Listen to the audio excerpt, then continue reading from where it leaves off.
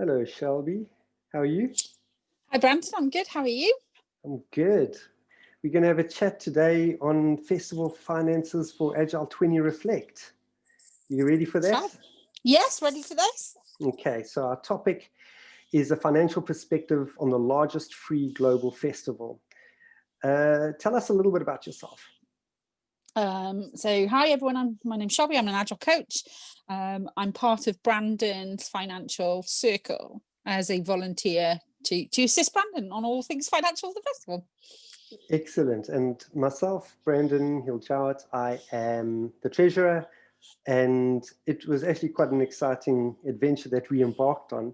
We sort of came up with this organizational structure, and our chief pirate, Scott Severite, said to us, go ahead and choose a circle that you want. A circle was obviously marketing, finance, organizational. And Shelby, what made you pick finance? So I've got a background in financial organization, so I thought it was just a natural fit for me to kind of sort of step in and assist you, Brandon, in your circle of choice. So why did you pick it? Well, no one was picking finance, and I thought someone's got to do it. And, we just self-organized. I've owned a couple of companies, and I've never done the finance role specifically, although you know what's going on there. And I thought it might be a good experience to see what it was like. And one of the decisions, as you know, we had to make up was like, are we going to choose donations or are we going to choose sponsorships? What did you choose and why? So for me, it was we did a lot of due diligence around this, and we kind of investigated a lot of options for us and what we kind of would do. But actually, it was for us to empower people to have the simplest form of donation. So I think we looked at GoFundMe, which I then presented back to the trustees and to your good self as an option, and we had a discussion around it, and we decided to pick GoFundMe as our way to make donations. So we put that we've kind of just empower people to use that and obviously to make it less complicated, really, and without all the complications that sponsorships bring to. And so why did you agree with that then, Brandon? Yeah, I think the sponsorship thing was a bit of an issue for us. We started going around in circles around what sponsorship tiers there are and platinum, gold, and what do they get and how much do they have to pay. And I think it stepped away from the altruistic nature of the festival, which was to be free for all. And so we therefore wanted everyone who was contributing to just volunteer of their time, their skills. And we were able to find those skills and highly qualified people, not just, volunteers who have nothing better to do with their life during this COVID period. But one of the things that we did have to make sure of, and you know about this, is the governance. So what could you tell us about that? So initially we knew we had to put some governance in place, and I wanted to make sure that we protected the trustees and also everybody else at the festival. So we kind of went about enabling a strong due diligence on the financial circle as well as the others to have a look at what's out there.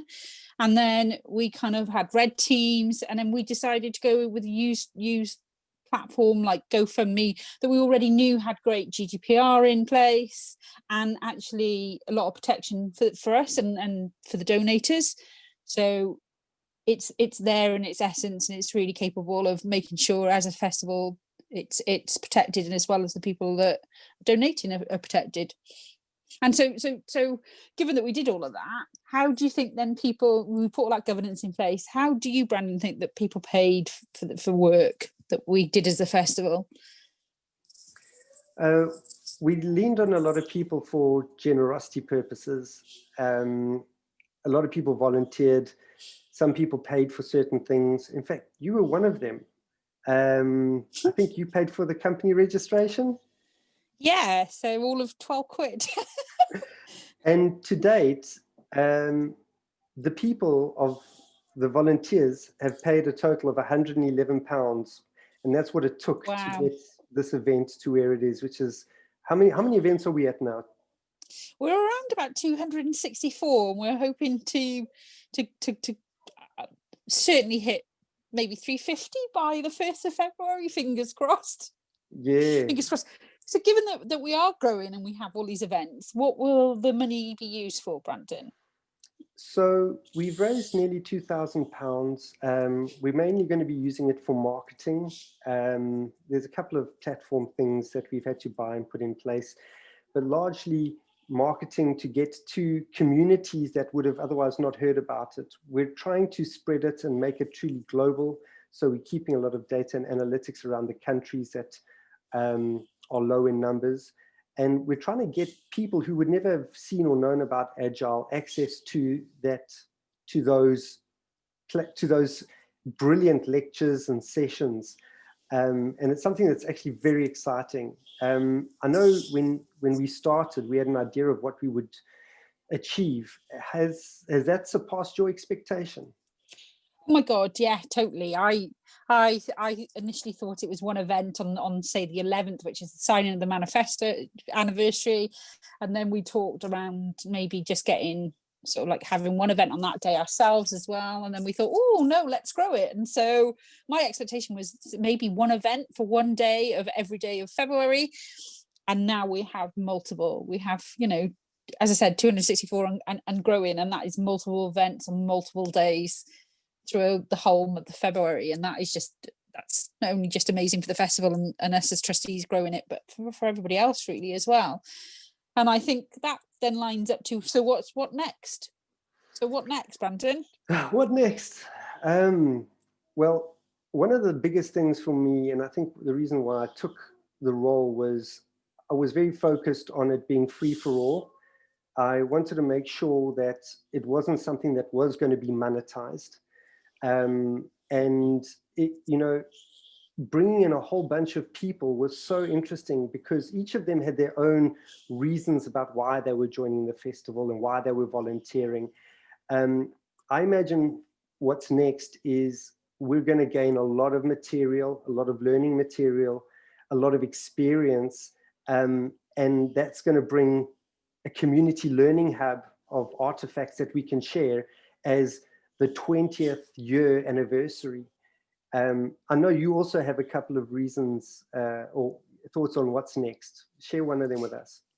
Yeah, so I could go on, but I do have, I think for me, it's bringing everybody together from many different factions, all coming together to discuss our main passion and our love of Agile, regardless of what flavour we love.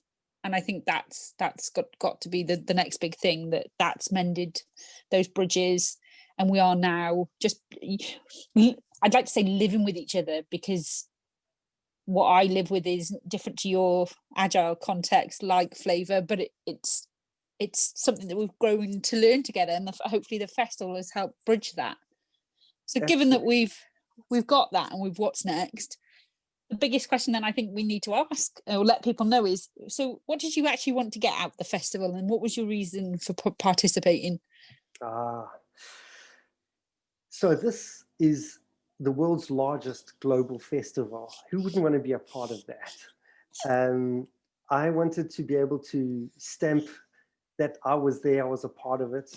I wanted to try and make it as accessible to people. I wanted it to be something huge, but what I got out of it was that I maybe didn't expect was I got very close connections. From a business term, I'd say I grew my network, but it was way more than that. I developed close connections with people from all over the world who I would never have met. You being one of them, Shelby. Obviously, we've got Miles, Grace, Sabrina, Scott, Yusuf, Anurag. Dom, Anurag. Wow, I know I left someone out. I didn't do it on purpose. And those connections are amazing, hearing different people's opinions and their advice, and just going through this journey, this true Agile journey, which is largely altruistic in nature, and being able to keep everybody from a financial perspective aligned with our goal of making it free and not using it as a platform to make money. Yeah. Your turn, what did you get out of it? Wow, I don't think I can add on to that, Brandon. But again, you know, learning from other, as you said, different perspectives, different people, different age groups, different continents, and the way we deal with stuff, and you know what guides us in our beliefs. And then I think most of all is friendship and like that community, like sense of community. I'm massive on that, and the people.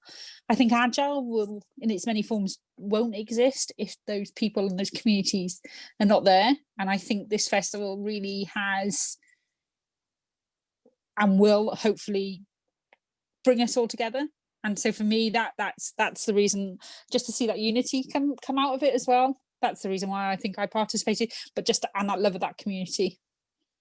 That's it. Simple. That's the key. One last question. What's next? What's the future of this? Ooh.